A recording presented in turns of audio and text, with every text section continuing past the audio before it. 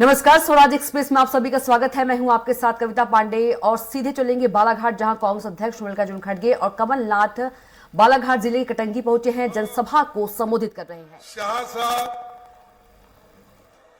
उनकी फौज भी वहां थी। हमारे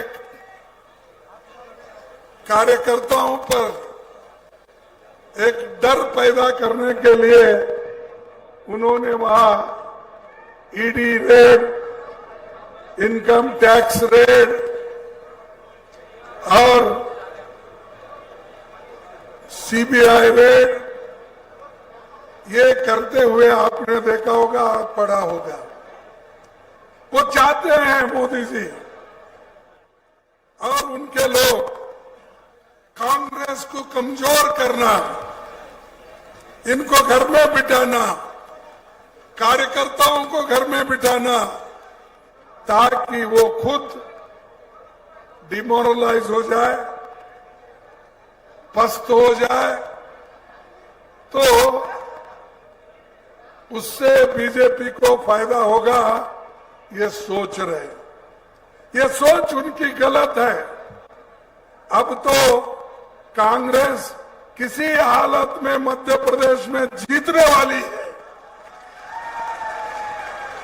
चाहे कितने मोदी जी आन दो, कितने शाह आन दो, कितने लोग झूठ बोलने दो, कितने लोग तुमको आश्वासन बीजेपी के लोग देने दो, कुछ होने वाला नहीं है। जीतेगा, हाथ जीतेगा। तो इसलिए भाइयों, जो हमारे कमलनाथ जी ने अपनी वायदे किए और उनके अल्पकालीन जो काम किए वो भी उन्होंने बताया, और आगे क्या करेंगी कांग्रेस पार्टी की सत्ता आने के बाद वो भी आपको उन्होंने कहा। तो हम जो कहते हैं वो करके दिखाते हैं। यहीं पर नहीं, सेंट्रल गवर्नमेंट में भी हमने ये करके दिखाया। गरीबों के साथ हम हैं। सोनिया गांधी ने जैसा नरेगा जैसा स्कीम लाया, किसके लिए लाया? जिसके हाथ में काम नहीं है, जिसको कोई सहारा नहीं है, ऐसे लोगों को नरेगा का योजना लाए।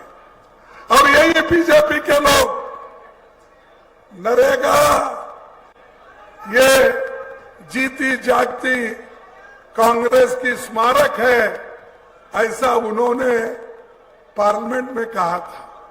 मोदी साहब कहे थे, खड़गे साहब, मैं इस नरेगा स्कीम को नहीं निकालने वाला हूं, इसको रखूंगा। चुप बैठो, कौन है? नहीं तो बाहर निकाल दो उसको। उन्होंने कहा, जीते जागते तुम्हारा स्मारक है, इसलिए मैं रखूंगा। ये मोदी जी ने कहा, और आज वही नरेगा उनको कोविड के वक्त काम आया। लाखों लोगों को काम मिला, करोड़ों लोग उस पर आसीन थे। किसी को काम नहीं था उस वक्त, कारखाने बंद थे, छोटे मोटे कारखाने बंद थे, दुकान बंद थे, कहीं काम नहीं मिलता था। तो बड़े बड़े लोग जिनके पास जमीन भी थी, ऐसे लोग आकर काम करते थे अपने पेट भरने के लिए। ये गरीबों के लिए हमने किया। खाने के लिए हिंदुस्तान में अन्न का बहुत कमी थी। उस वक्त हमने हरी क्रांति लाकर धान का उत्पादन किया, और उसके बाद ज्यादा धान्य का उत्पादन जब हुआ, हरी क्रांति जब यशस्वी हुई, तब हम ये जो फूड सिक्योरिटी एक्ट लाया, यानी खाने के लिए मुफ्त में सबको दिया जाए। तो उसीलिए वो आज भी गरीबों के लिए कहीं 2 रुपए में, 1 रुपए में, कहीं मुफ्त 35 केजी दिया जा रहा है। ये इनका प्लान नहीं है, बीजेपी का प्लान नहीं है। बीजेपी का प्लान एक ही है, अदानी अंबानी ऐसे बड़े बड़े लोगों का पेट कैसे भरना और उनका पेट कैसा मोटा करना। कभी मोदी जी किसी गरीब को देखा है? किसी गरीब से बात किया है? सिर्फ फोटो खींचने के लिए कहीं जाते हैं तो लोगों से मिलकर ऐसा बोलते हैं, वो फोटो निकल गई। बच्चों के साथ दूर रख के बात करते हैं। अगर आप उनका दर्शन भी लेना है, दूर दर्शन, नजदीक दर्शन नहीं, दूर से दर्शन। पहले हमारे टीवी को बोलते थे ना दूरदर्शन, वैसा दूरदर्शन इनका। और ये देश के लिए कौन सा ऐसा बड़ा काम इन्होंने किया, मुझे बताइए। क्या बड़े बड़े कारखाने इन्होंने लाए?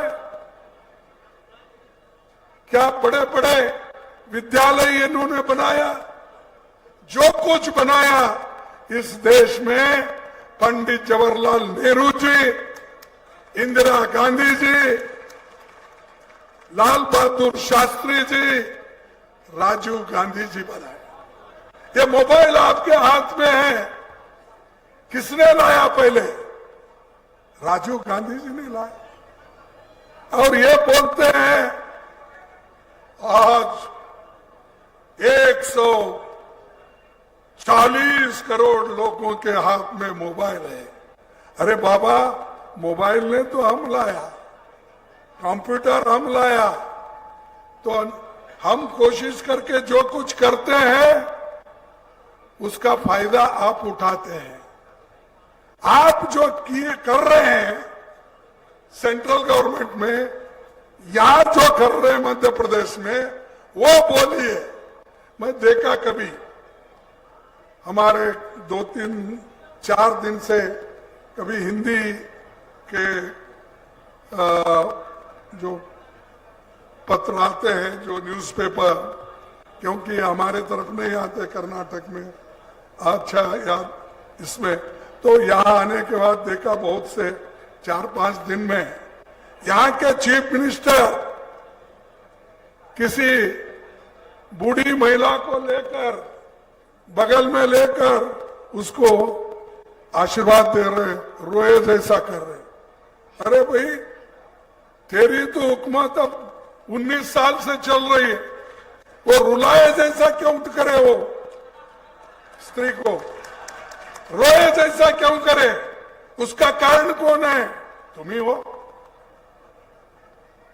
कहीं जाते हैं, किसी बालक को ऐसा बगल में उठा के दिखाते हैं। अरे ये तमाशा है। जो आदमी या 4 बार चुन के आया, वो आदमी अभी भी अब गरीबों की तरफ देख रहा है, किसी को बगल में ले रहा है, किसी के सर पे हाथ रख रहा है। अगर आप मध्य प्रदेश में कंटिन्यूअसली जब 19 साल से हुकूमत में हो, इसके पहले 5 साल भी आप लोग थे, 25-30 साल से हुकूमत रहने के बावजूद आप एक स्टेट नहीं सुधारते तो देश क्या सुधारेंगे? और देश में अब 10 साल से मोदी जी है, वो तो मैं तो हमेशा कहता हूं झूठों के सरदार है। 10 साल से वो हुकूमत में है, काम करने का छोड़ के कांग्रेस को गालियां देते फिरते हैं, गांधी फैमिली को गालियां देते फिरते हैं। अरे गांधी फैमिली जो अच्छी काम की उसका तारीफ करो। तुम तो कुछ कर नहीं सके, करने वालों को गालियां देते हो। इसीलिए हमको सोच समझ के वोट डालना है। यहां तो सारे के सारे वोट मिलेंगे इस जिले में, क्योंकि आपका जोश देखकर, कमलनाथ के प्रति आपने जो जय जयकार किया, उसी से समझ लिया मेरा आधा काम हो गया।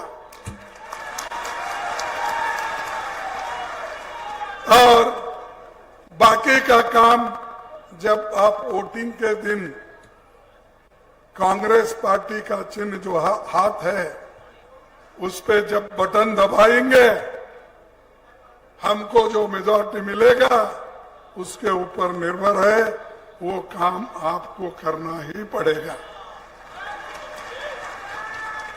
ये सिर्फ हम